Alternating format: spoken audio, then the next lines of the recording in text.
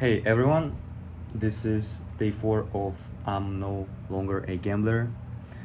It's getting kind of boring just recording these videos, even though it's only a fourth day. Yeah, it's just getting kind of boring because I know I know since I've been a gambler for such a long time, I know that you can go without gambling for like 1, 2, 3 months and then all of a sudden hop and you just relapse. But usually, if you go for like 3 months, you're kind of like starting to think, you start disassociating yourself with being a gambler. So that's when you kind of it's easier. You can relapse if you get too confident in yourself and think like, yeah, I'm no longer a gambler, I can just go and gamble like a small amount. That's when you kind of get back into the loop, because it happened to me many times. But recently it's been hard to go without gambling for like even a week. Yeah, probably the most I've gone in the past 3 4 months. The most I've gone without like trading crypto is like maybe 1 2 days, like 2 3 5 days maximum. Yeah, I think something like that, not more than a week for sure, in the past 3 4 months, as I said. Then also, I understand, as I said, it's kind of getting boring, but I do understand that consistency matters a lot.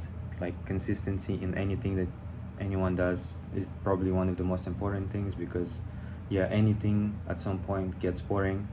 Like, anything that you do, if you're a professional athlete, if you're a businessman, if you are, I don't know, a teacher, it's gonna get boring at some point. So consistency is what matters the most.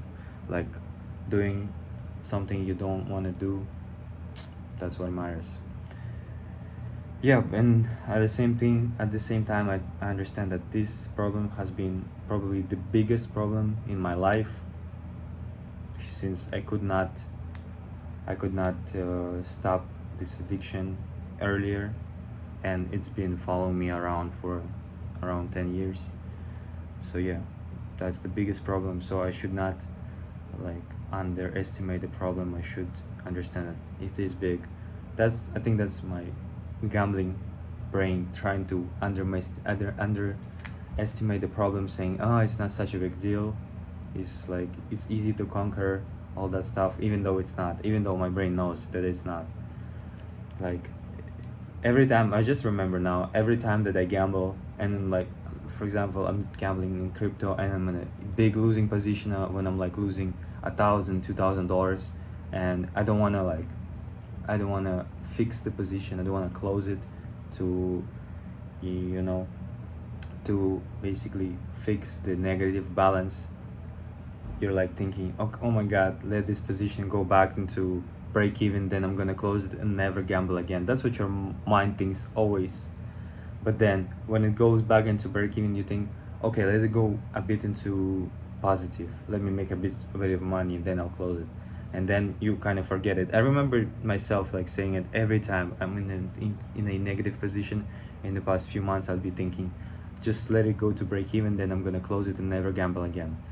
I don't know, when I'm thinking that, I don't know, like, it's like, so it's just like, I think it's just emotional thinking, it's not even rational thinking, because it's like, if you think rationally, you've told yourself that so many times before, so why would you believe yourself this time?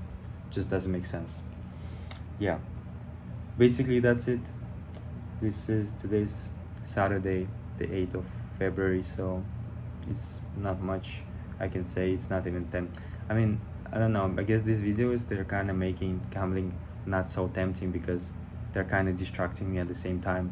And I also made a rule for myself: now that I'm getting my salary, I'm transferring all to my Filipino card, so it's kind of like I don't have money on the exchange, so that makes it easier as well.